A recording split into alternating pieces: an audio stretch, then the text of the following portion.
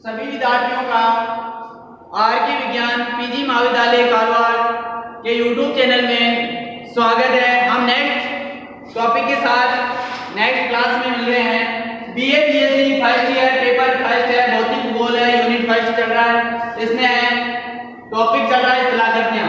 स्थलाकृति में प्रश्न एक मैंने आपको बता दिया है।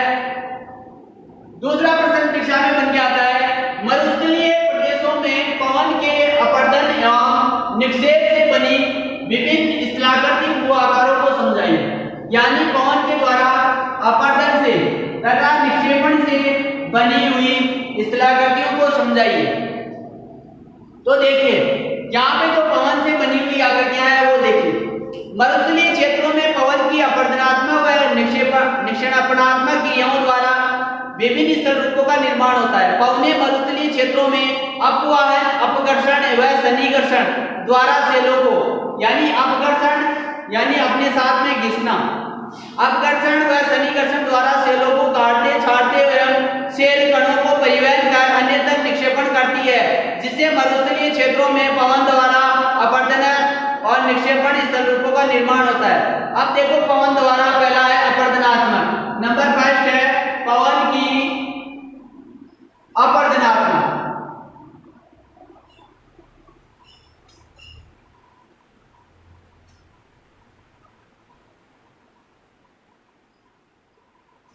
अपर्दनात्मक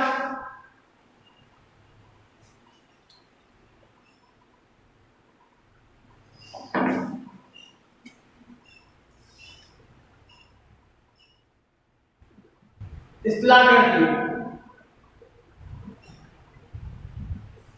नंबर फर्स्ट है वातग्रत।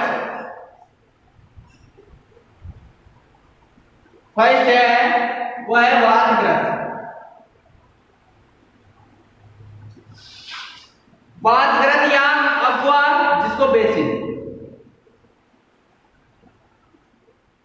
इससे पहले मैं आपको तीन जो क्रियाएं बता देता हूं। अपवाहन क्रिया, इस क्रिया के अंतर्गत पवन मर्दार चट्टानों अलग करके दूसरे को एक स्थान से, अपघर्षण में इस क्रिया में पवन मार्ग में पड़ने वाली चट्टानों को रगड़कर घिसकर अपवर्तित करती है।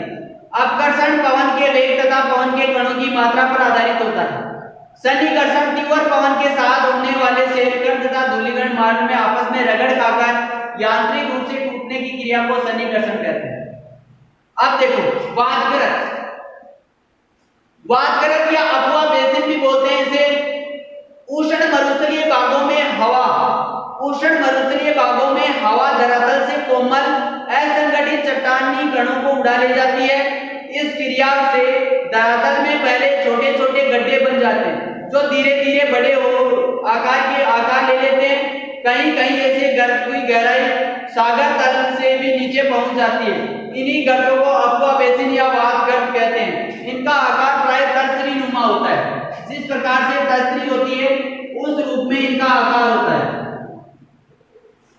ये तर्जनी नुमा वातग्रत होते हैं, इनका रूप तर्जनी नुमा होता है। तो ये क्या कहलाते हैं?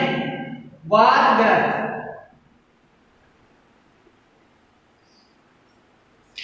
यूएसए के ग्रेट प्लेस में इन गर्तों को बेफोलो, यूएसए में इन गर्तों को बफेलो बालोन्स कहते हैं। बफेलो बालोन्स कहा जाता है तथा मंगोलिया में पोंगकेन, जो मंगोलिया है उस मंगोलिया में उनको क्या कहा जाता है? पांगयांग। यह अलग भाषा के अनुसार, वहां की जैसे जिस प्रकार की भाषा होती है उस प्रकार की भाषा के अनुसार इनको बोला जाता है। अब है इनसेल वर्ग देखो।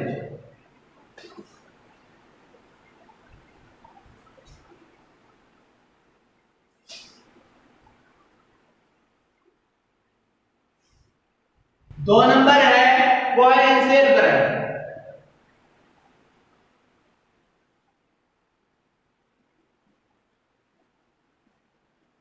इनसेल वर्ग या दीपा बंगरी भी बोलते हैं। मरुस्थलीय प्रदेशों में अपक्षय तथा अपरदन के कारण कोमल सेल आसानी से कट जाती है, परंतु कठोर सेल के अवशेष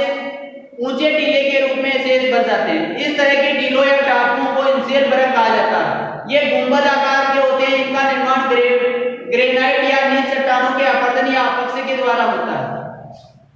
बॉर्नहार्ट विद्वान ने इंसेल ब्रक के निर्माण की क्रिया पता लगाने का कार्य प्रारंभ किया था। इस कारण इंसेल ब्रक को बॉर्नहार्ट भी कहा जाता है। अब देखो, किसी प्रकार से किसी क्षेत्र में पर्टिकुलर एक क्षेत्र है, इस क्षेत्र में बनने वाले जो बॉर्नहार्ट है, ये देखो,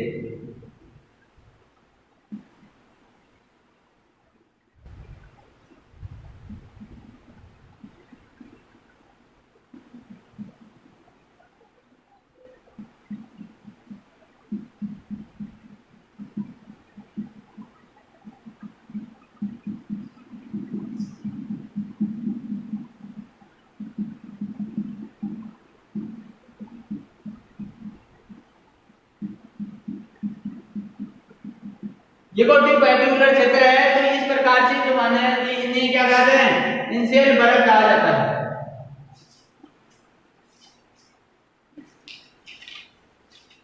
अब है छत्रक शिला। मैं मिटा रहा हूं, साथ साथ आप डायग्राम बना लो।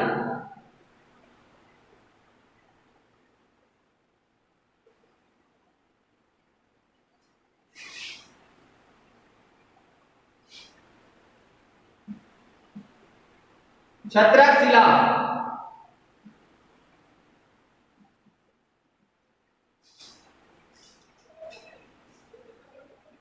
मरुस्थलीय प्रदेशों में बालूयुक्त पवनी चट्टानों के निचले भाग को तीव्रता से घसती रहती है। चारों तरफ से हवा के लगातार प्रवाह से चट्टानों का निचला भाग कटकर संकीर्ण हो जाता है और ऊपर वाला भाग विशाल मेज के समान चौड़ा रहता है। इस तरह एक छतरीनुमा स्थल रूप का निर्माण हो जाता है, जिसे छत्रक शिला कहते हैं।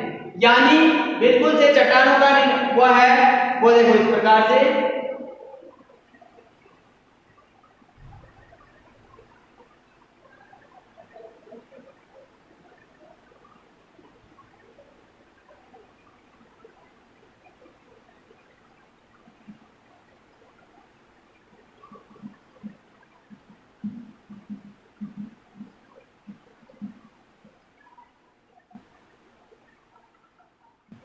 यह है कठोर चट्टान और इसके आठ पार्श्वों से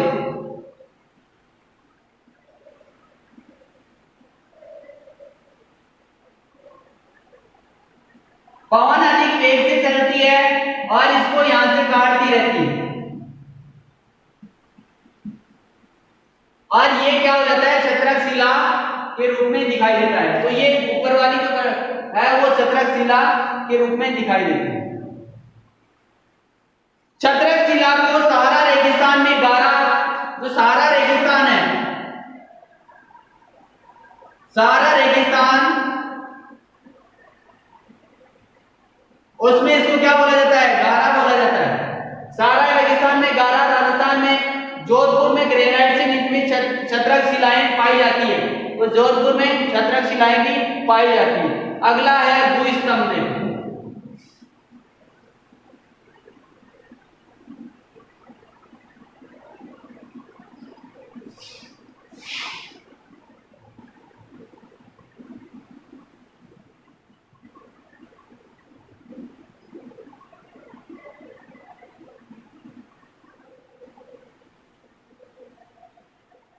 भूस्तंभ, भूस्तंभ शुष्क एवं अर्ध शुष्क प्रदेशों में कभी कभी कोमल चट्टान पर कठोर चट्टान की परत फैली होती है, परंतु समीप कोमल चट्टानों का अपरदन होता रहता है, जिसके कारण अगल बगल की सेल कट कर हट जाती है और कठोर सेल का आवरण वाला भाग एक स्तंभ के रूप में सतह पर दिखाई पड़ता है। इसे भूस्तंभ कहा जाता है। जिस प्रकार से एक क्षेत्र है आधार तल में, और इस प्रकार से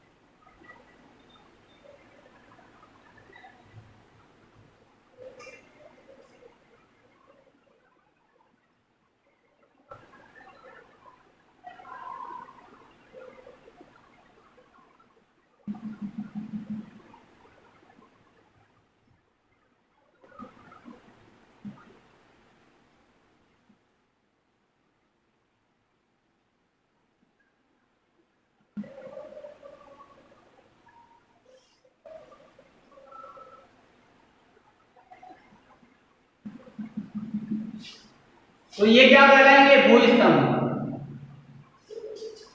तो इस प्रकार से बने स्तंभ क्या कहलाते हैं? भूस्तंभ कहलाएंगे।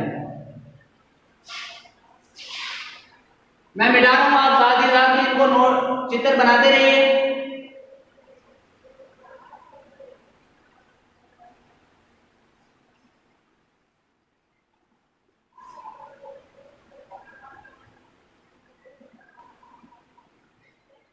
अब है जुजेन, जयुजेन।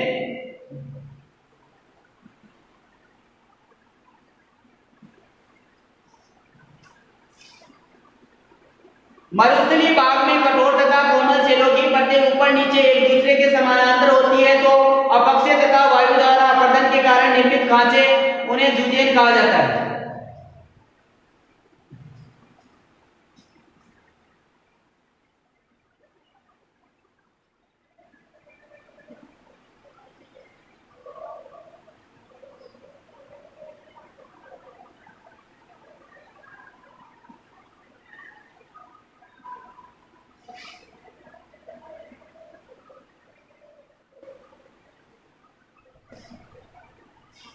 इस प्रकार से निर्मित जो है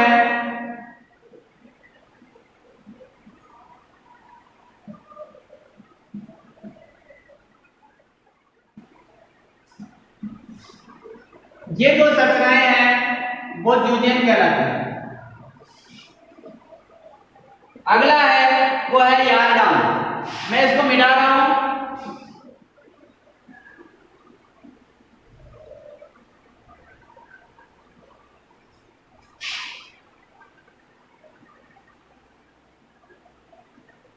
यार्डन,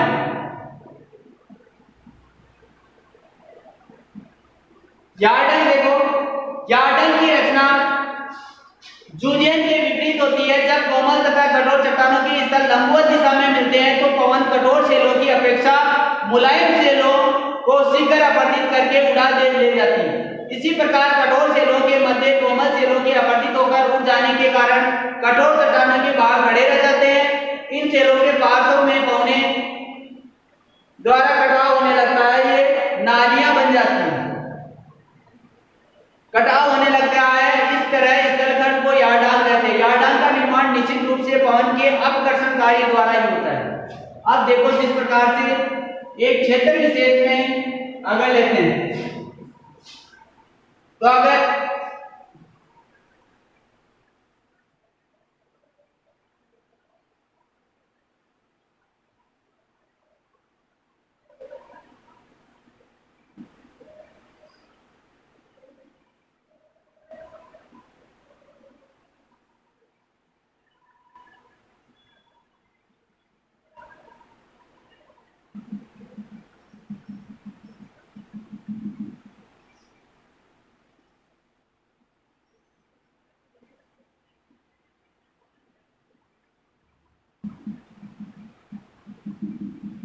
इस प्रकार की जो संरचनाएं होती है ये यार्डान कहलाती है। प्रत्येक पर्टिकुलर क्षेत्र में अलग अलग यार्डान बना दिया हुआ आपने इसका diagram.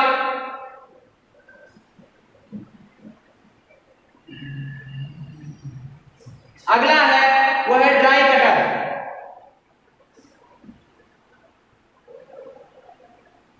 Dry counter, dry counter पथरीले मरुस्थलों में सतह पर पड़े शिलाखंडों पर पवन से अपरदन द्वारा खरोंचे पड़ जाती है, जिस कारण शिलाखंड का पत्थर टुकड़ों की तरह टूटकर बिखर जाता है और एक नक्काशी हो जाती है और शिलाखंड की आकृति चतुष्फलक जैसी दिखाई देती है। जिस एक फलक पर भूपृष्ठ तथा शेष 3 फलक बाहर की ओर होते हैं, इन्हें ड्राई काउंटर कहा जाता है। जिस प्रकार से ये कोई क्षेत्र है, इस क्षेत्र में पवन के द्वारा है वो है क्या, ऐसे पतली दरारें पड़ जाती है और ये दरारें 3 क्षेत्रों में अलग अलग, तो इसे क्या कहता है, इसे कहते हैं ड्राई कटर कहा जाता है इसे। इस प्रकार की भी कोई संरचना हो सकती है इसमें, तो उसे ड्राई कटर में कहा जाता है। अब देखो अगला है वो जालीदार शिला।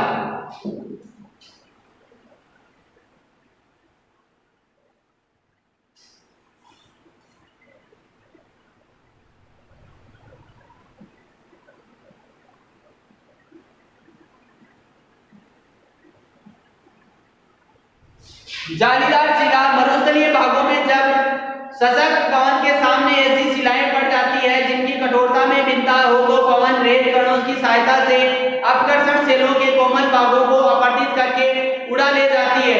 कठोर भाग स्थिर रहते हैं। इस प्रकार अपवर्तन के कारण सेल भाग में जाली का निर्माण हो जाता है। इस तरह की सेल जालीदार सेल कहलाता है। जिस प्रकार से ये कोई स्थिर भाग है और इसमें कई प्रकार की होती है सेलें, यानी सेल चट्टानें कई प्रकार की होती है।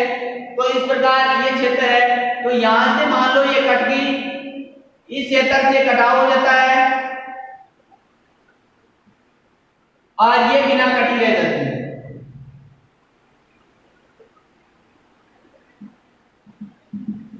तो ये जाली के नुमा, यानी इनमें आकार यहाँ पे जो कोमल चट्टान होती है तथा ये कठोर चट्टान, और ये कोमल चट्टान होती है तो ये कट जाती है और आर पार दिखाई देने लग जाता है। तो ये कहलाती है वो जालीदार शिला कहलाती है। अब है पुलिया खिड़की।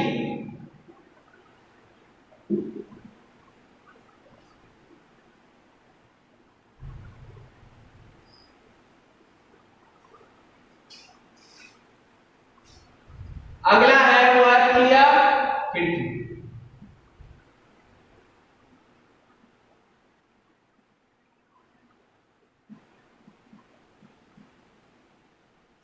पुलिया खिड़की जालीदार शिला के में पवन अपवर्तन द्वारा पवनोत्मी की भाग में छिद्र हो जाता है। एक लंबे समय में अपवर्तन के कारण छिद्र सेल के आर पार में विस्तृत हो जाता है। इस छिद्र को खिड़की कहा जाता है। जिस प्रकार से ये एक प्रकार की जो संरचना होती है,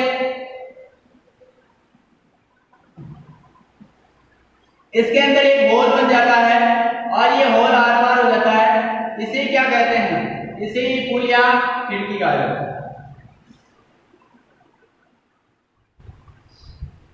अगला देखो मेहराब।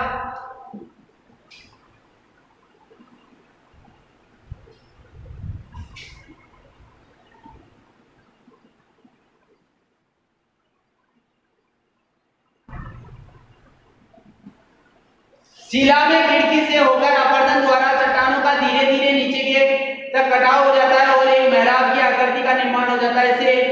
इसे भी पुल भी कहा जाता है।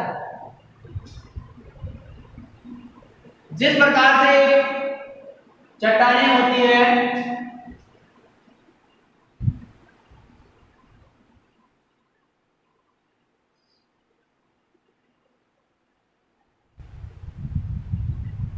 इसमें विभिन्न स्तरों पर बन के और अंतिम में एक मेहराब का रूप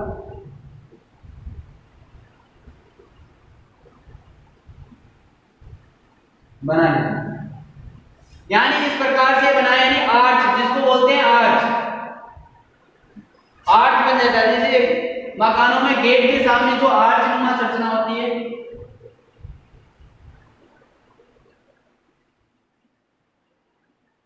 ये तो थी पवन की अपवर्तनात्मक स्थल आकृतियां। ये कंप्लीट हो गई है। अब इसके बाद में देखते हैं निक्षेपात्मक।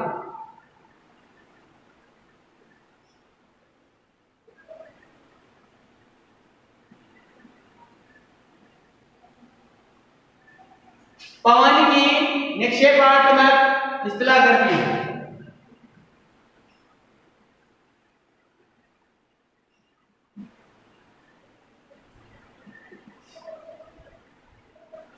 पवन की निक्षेपात्मक स्थलाकृतियां वो देखो, पहला आता है वो है बालू का स्तूप।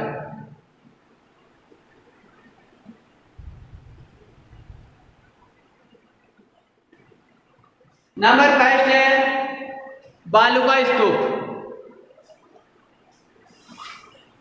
बालू का स्तूप पवन द्वारा रेत बालू के निक्षेप से निर्मित टीबे या स्तूपों को बालू का स्तूप कहा जाता है। यह बालू का स्तूप स्थानांतरित प्रकार के होते हैं। बालू का स्तूप आकार, प्रकार, लंबाई में दृष्टि से अनेक प्रकार के होते हैं। जैसे बरखान, सीप अलग अलग आकृति के होते हैं। जिस प्रकार से कह सकते हैं कि एक बर्फान को इस प्रकार से भी देख सकते हैं कि इस प्रकार से पाया जाने वाला है।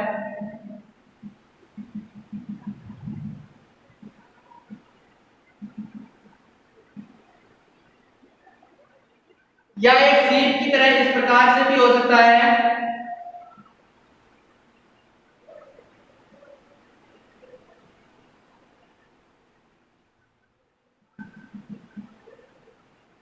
राजस्थान के मरुस्थलीय भागों में ये स्तूप पाए जाते हैं। बालुका स्तूप मरुस्थलीय क्षेत्रों में पाए जाते हैं। इसमें इस प्रकार के भी बनते हैं, इस प्रकार के छोटे भी ले सकते हैं।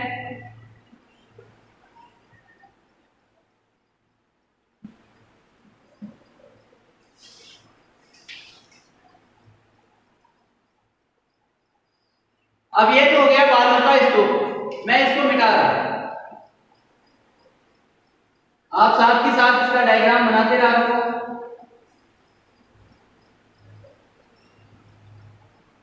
अगला है उर्मिकाएं।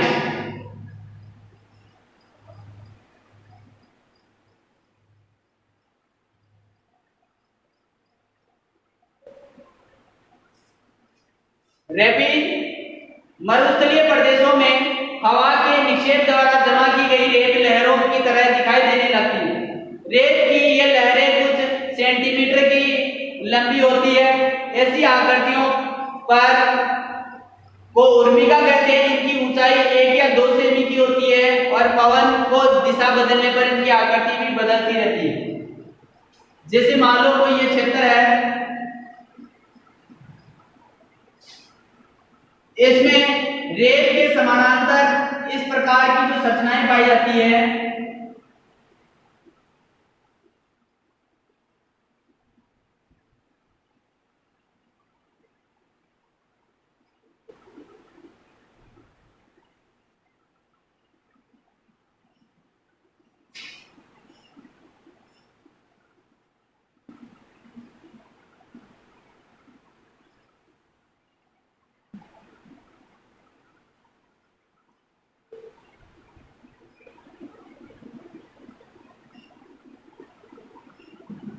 तो इस प्रकार से जो परिवलिकाएं बनती है ये होती लंबे, काफी लंबी होती है। इनकी ऊंचाई 1-2 सेंटीमीटर रहती है।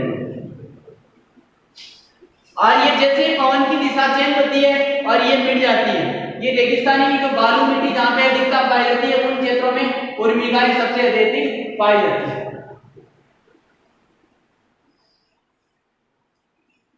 इसके बाद लेते हैं लोएस्ट।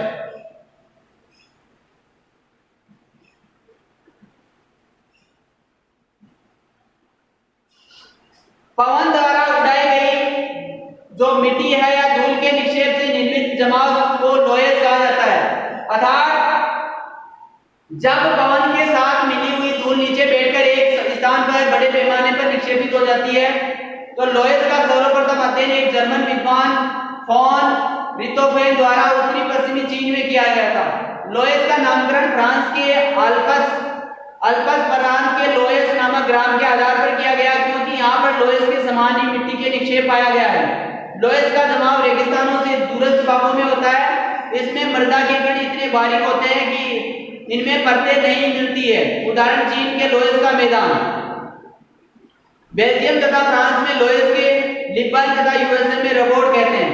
यानी मरुस्थल से, मान लो मरुस्थलीय क्षेत्र है, मरुस्थलीय क्षेत्र से मिट्टी का क्या होगा, हवा के साथ उत्थान होगा, हवा या पवन के साथ में, और दूसरी जगह जाके निक्षेप हो जाएगा। एक निक्षेप बड़े क्षेत्र में होगा, यानी मिट्टी का निक्षेप। तो इसे क्या कहेंगे, ये मैदान निर्मित हो जाता है, इसे क्या कहेंगे, लोएस्ट। ये चीन में देखा गया इस प्रकार का मैदान। अब है बालू का गगार।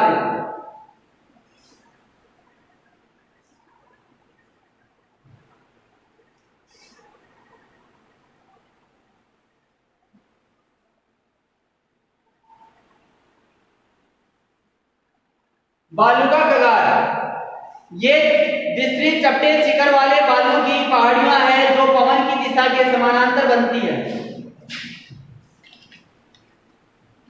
अब इसमें ये बिल्कुल पवन के समानांतर देखो किस प्रकार से बनती है।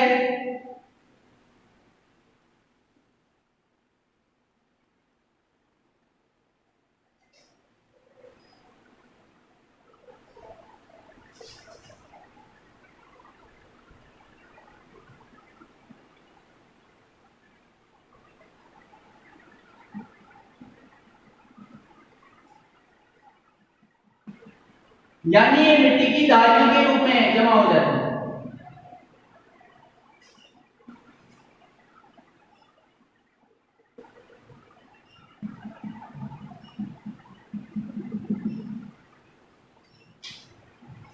पवन की दिशा के समानांतर ही बनती है ये मुख्य रूप से। तो इस प्रकार से जो बनने वाली है ये मुख्य रूप से ये बालू का जो कगार है वो बनती है, पवन के द्वारा जो है वो बनती है। इसके अलावा अगर और भी देखें हम,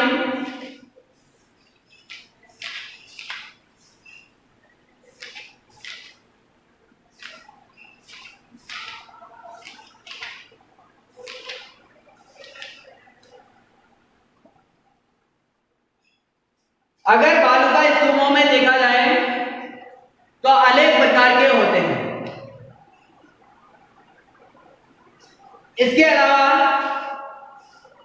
शुष्क प्रदेशों में अलग अलग प्रकार से जल निर्मित द्वारा मरुस्थलीय जो है वो उत्ख्यात भूमि तथा प्लेया तथा पेडिमेंट आदि का निर्माण भी करती है।